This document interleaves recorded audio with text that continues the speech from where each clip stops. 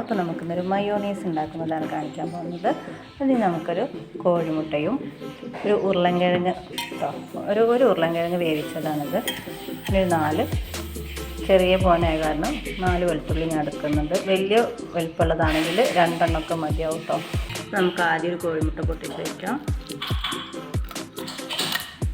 ഇനി നമുക്കിതിലേക്ക് വെളുത്തുള്ളി ചേർത്ത് കൊടുക്കാം.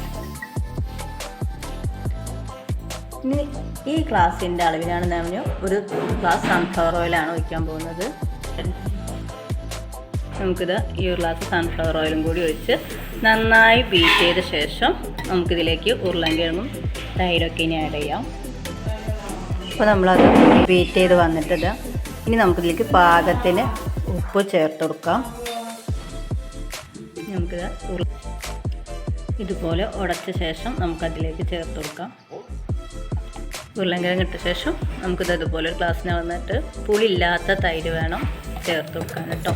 പുളിയൊക്കെ ഉള്ള തൈരാണെങ്കിൽ കുറച്ച് തൈര് ചേർത്താൽ മതി. പുളിയില്ലാത്തതാണെങ്കിൽ ഇതുപോലെ ചേർത്ത് കൊടുക്കാം. ഇനി നമുക്ക് ബീറ്റ് ചെയ്തിട്ട് വരാം. അപ്പം നമ്മുടെ മയോണൈസ് ഇവിടെ റെഡി ആയിട്ടുണ്ട്.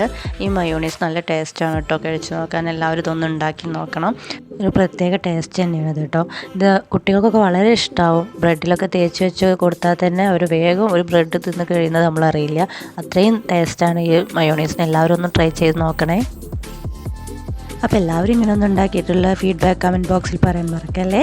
Okay, bye bye, see you tomorrow.